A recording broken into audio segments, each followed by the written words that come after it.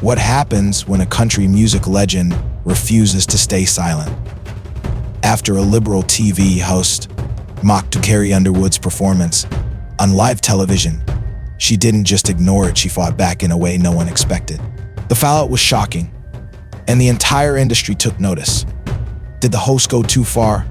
Or was this just another case of Hollywood arrogance? Stay tuned, because this story will leave you speechless.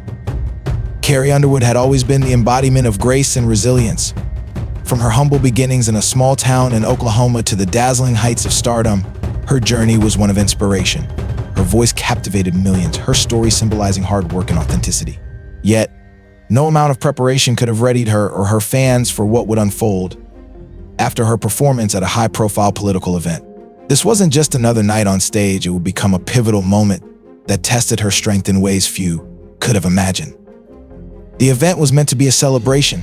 Carrie had been chosen to sing the national anthem at the swearing-in ceremony of a newly elected official.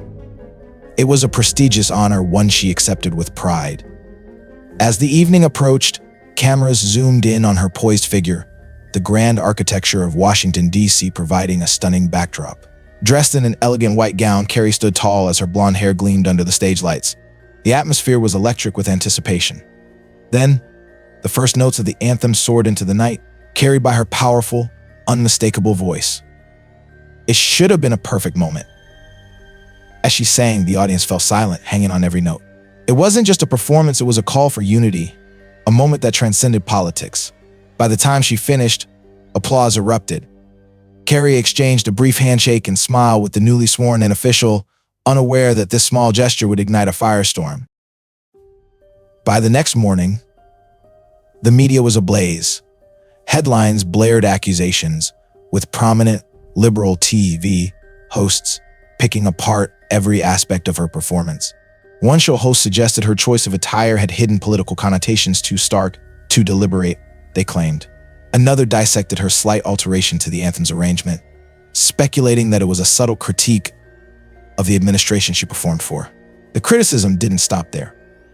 Commentators questioned whether Carrie had aligned herself with divisive policies, using her appearance as a calculated move to promote certain values. The scrutiny escalated with the release of a widely circulated video clip. In the footage, Carrie's brief smile and handshake with the official were looped endlessly on news channels. Is this the Carrie Underwood we thought we knew? One critic sneered. Has she abandoned the small-town roots she once sang about for political gain? Social media erupted with polarized reactions. Critics accused her of betraying her values, while fans passionately defended her. Hashtags like Carrie Underwood Exposed and Carrie Stand Strong trended simultaneously, turning platforms like Twitter into battlegrounds. The controversy quickly took on a life of its own. Within hours, every podcast, news segment, and online forum was dissecting her performance. Liberal commentators doubled down, inviting so-called experts, body language analysts, and political strategists to interpret every glance and gesture Carrie had made on stage. One host played her handshake on a loop, sarcastically asking, "Is this the face of an apolitical artist?" Another commentator twisted the meaning of one of her older songs to suggest she had harbored political leanings all along. Some critics even stooped to questioning her faith, a cornerstone of her identity. The noise was deafening. Fans flooded comment sections to defend Carrie's integrity. To them, she had simply done her job, singing a song of national pride, not making a political statement. Yet, her silence in the days that followed only intensified the speculation. Critics saw it as an admission of guilt, while her supporters interpreted it as grace under fire. Every day, the media barrage continued, each segment more inflammatory than the last. Behind the scenes, Carrie was watching, but she wasn't retreating, she was preparing. While the media frenzy spiraled out of control, Carrie and her team meticulously documented every unfounded accusation, every defamatory comment, and every misrepresentation of her performance. She wasn't just an artist caught in a political storm, she was a fighter quietly building her case. For Carrie, this ordeal wasn't just about public opinion. It became a test of character, a battle between truth and sensationalism. She knew that the media's power to shape narratives could be devastating, but she also understood the importance of timing. While others demanded immediate statements or apologies, Carrie stayed composed, refusing to be rushed into a defensive position. As days turned into weeks, the controversy remained headline news. It was no longer about a song. It was about freedom of expression, media accountability, and the human cost of public criticism. The stakes were high, and the nation watched. divided. Would Carrie break under the weight of the pressure? Or would she rise above the noise and reclaim her voice on her own terms? What came next would leave her critics stunned. Carrie Underwood wasn't just a performer, they would soon learn she was a symbol of resilience, unafraid to confront those who sought to tear her down. This was no longer about a single performance. It was a story that would redefine the boundaries of public discourse, reminding the world that sometimes the quietest strength is the most powerful of all. Carrie Underwood's silence had not been a retreat. It was a calculated pause before striking back with precision. When she finally made her move, it wasn't with a song or a press conference, it was through a defamation lawsuit that sent shockwaves across the entertainment industry. Carrie and her legal team targeted the network airing the liberal TV show at the center of the controversy.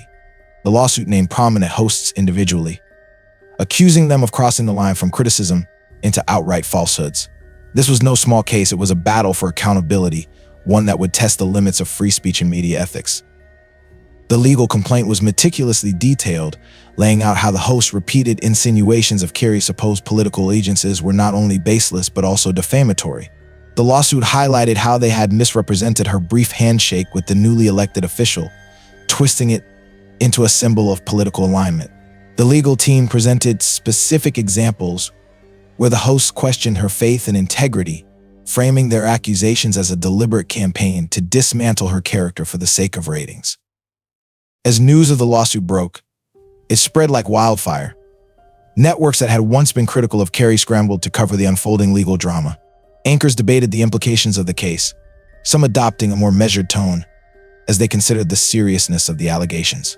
For Carrie's supporters, this was a moment of vindication. Social media lit up with messages of encouragement. Finally, one fan wrote, "She's standing up for herself and showing them they can't just destroy someone without facing consequences." However, not everyone saw it that way. Critics accused Carrie of attacking free speech. Prominent media figures claimed the lawsuit was an attempt to suppress legitimate criticism. "If you can't handle the heat, don't be in the spotlight," one host sneered on air. The show's legal team argued that their commentary was protected under the First Amendment.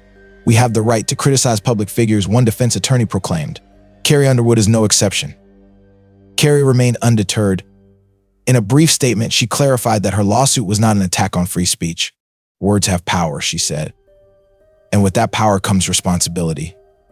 The case, she emphasized, was about holding people accountable for using that power recklessly. The courtroom was packed on the first day of the trial. Journalists, fans, and curious onlookers filled every seat, their eyes glued to the proceedings.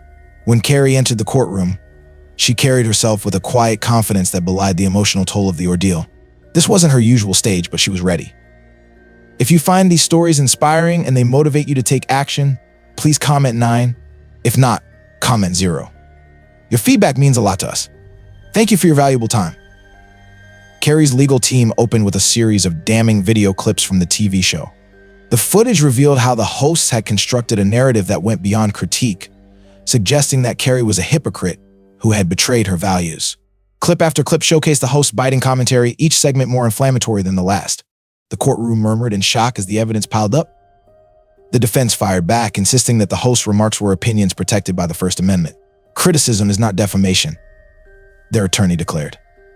"Public figures must expect scrutiny. That's part of being in the public eye." But Carrie's team was ready for this argument.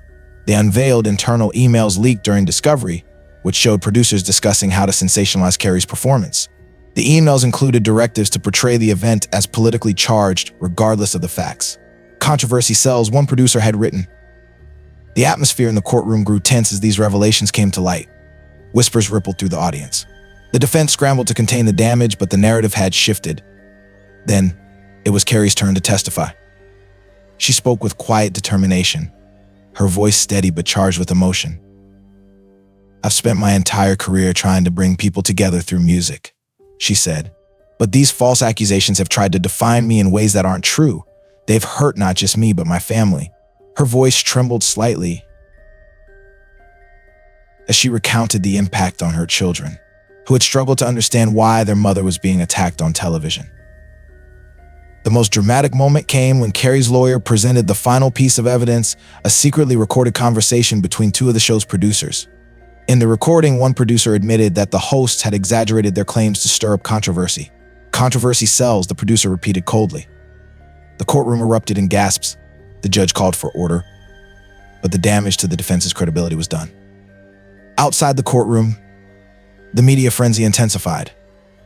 News outlets on both sides of the political spectrum dissected every revelation. Social media platforms became arenas for heated debate. Supporters rallied under hashtags like Stand With Carrie and Truth Matters, while critics continued to argue that the case threatened press freedom. As the trial neared its climax, one question loomed large. Would the jury see this as a clear case of defamation, or would they side with the host's claims of free speech? The stakes were monumental. The outcome would not only shape Carrie Underwood's legacy, but also redefine the boundaries of media responsibility in the modern era. Through it all, Carrie remained resolute. She had fought back not with anger, but with truth and evidence. The world was watching. And no matter the verdict, one thing was certain: she had already made an indelible mark on the conversation about accountability in media. As the trial became a national obsession, the case of Carrie Underwood versus sensationalist media sparked a fierce and far-reaching debate. On one side, her supporters saw her as a beacon of hope in the face of media exploitation. This isn't just about her, one fan tweeted passionately. It's about how we let the media treat people. She's fighting for something bigger. On the other side, critics accused Carrie of attempting to muzzle the press. Prominent pundits warned that the lawsuit could set a dangerous precedent. If public figures can sue over harsh criticism, one commentator questioned, where does it end? This could silence the press. The courtroom revelations had already ignited broader conversations about media ethics. The leaked emails and the secretly recorded conversations showing how producers had deliberately skewed narratives sent shockwaves across the industry. Panels of journalists debated where the line should be drawn between fair commentary and defamatory attacks. Public figures shared their own stories of being misrepresented by the press, adding to the growing discourse. In everyday spaces, coffee shops, office break rooms, and dinner tables, ordinary Americans weighed in. Some sympathized with Carrie, recognizing how relentless public scrutiny could destroy a person's peace of mind. Others voiced concerns about the chilling effect the case could have on press freedom. Despite the noise outside the courtroom, Carrie Underwood remained steadfast. She attended every hearing with calm poise, refusing to be baited by her critics. Her silence spoke volumes, allowing the evidence to carry the weight of her argument. This strategy only heightened public intrigue. People wanted to know how it would all end. Would she win the fight for accountability, or would the host walk away protected under the shield of free speech? As the final arguments concluded, the world turned its gaze back to the courtroom. The tension was palpable when the jury returned with their decision. The foreperson rose, clearing their throat, as if aware of the significance of what they were about to announce. We find in favor of the plaintiff, Carrie Underwood. The verdict landed like a seismic shock. The courtroom was momentarily frozen in stunned silence before murmurs erupted across the room. Carrie remained composed, her face calm, though the subtle lift of her shoulders betrayed the immense burden that had been lifted. The jury had found that the hosts and their network had defamed Carrie with reckless disregard for the truth. The damages awarded were in the millions, a message that media accountability could no longer be dismissed as trivial. The public reaction was swift and divided. Carrie supporters celebrated the verdict as a triumph of integrity. This isn't about silencing criticism.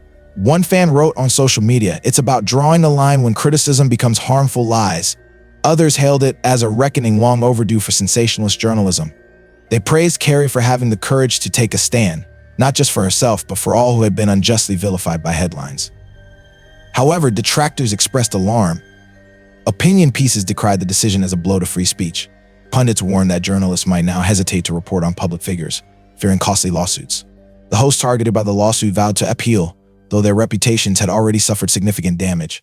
Even among those who had defended their right to critique, there was an undeniable shift. The evidence presented during the trial had revealed the darker mechanics of modern media, how ratings often came before truth. Outside the courthouse, Carrie Underwood delivered a heartfelt statement. She thanked her fans for their unwavering support, her voice steady, despite the emotion glistening in her eyes. This was never about silencing anyone, she said. It was about truth. Words matter and they have real consequences. I hope this reminds everyone in the media to choose them wisely. She spoke openly about the toll the trial had taken on her and her family. There were moments I wanted to walk away, she admitted, but I couldn't. This wasn't just about clearing my name, it was about showing that accountability matters, no matter how powerful the platform. In the months following the verdict, the impact of the case reverberated across the media landscape. News organizations began reevaluating their editorial practices, aware of the heightened scrutiny they now faced. Producers and commentators treaded more cautiously, mindful of the ethical boundaries the trial had exposed. The discourse surrounding Carrie's case prompted a cultural shift. Audiences became more critical of the narratives presented to them, demanding thoughtfulness and accuracy over sensationalism. For Carrie Underwood, the courtroom victory was far more than a legal win. It was a powerful reclaiming of her identity, dignity, and voice. In a world where the glare of public attention can strip away a person's humanity, she stood tall, reminding everyone that even those in the spotlight are human beings with vulnerabilities, emotions, and families who feel the impact of every word spoken about them. Her fight was not just for her name, but for something much larger, a fight for respect, fairness, and truth in an age of unchecked sensationalism. Yet, the lesson embedded in her journey reaches far beyond the boundaries of celebrity culture. It is a lesson for all of us. In today's hyper-connected, fast-paced world, we live in a time when a few words on social media can go viral in seconds, shaping reputations, public perception, and even entire careers. In this digital age, every post, comment, and headline has the power to build or destroy. But do we always consider that power before we speak, type, or share? Carrie's story shines a light on the importance of mindfulness in communication. It challenges each of us to reflect on how we use our words. Do we speak with kindness and truth? Or do we jump to conclusions, echoing rumors and opinions without questioning their validity? It's easy to fall into the trap of believing what we read or hear, especially when stories are designed to provoke strong emotional reactions. But Carrie's case reveals the hidden machinery behind such narratives, how sensationalism can be manufactured to manipulate attention at the expense of someone's well-being. Her resilience serves as a call to action. It urges both media professionals and everyday people to think critically, to verify before vilifying, and to choose compassion over judgment. The media has immense influence, but so do we, the consumers of their stories. If we demand higher standards of truth and integrity, the narratives we encounter can begin to reflect those values. Each of us can play a role in breaking the cycle of sensationalism by refusing to engage with or amplify harmful content. Standing up for oneself, as Carrie did, can feel daunting, especially when faced with powerful forces of public opinion. But her story proves that courage can spark change, not only for oneself, but for society as a whole. It's a reminder that accountability matters, and that truth, though sometimes buried beneath layers of distortion, is worth fighting for. In a world where too many voices go unheard and too many reputations are tarnished by falsehoods, we need examples of resilience like Carrie's more than ever. Let her journey inspire you to stand firm in your truth, to defend your values when they are under attack, and to show empathy for others who may be facing similar battles. And let it encourage you to engage thoughtfully in conversations about the world around you. Together, we have the power to demand a culture that values integrity, transparency, and respect. Words have power, so let's use them wisely to heal rather than harm, to build rather than break, and to create a world where truth prevails over controversy.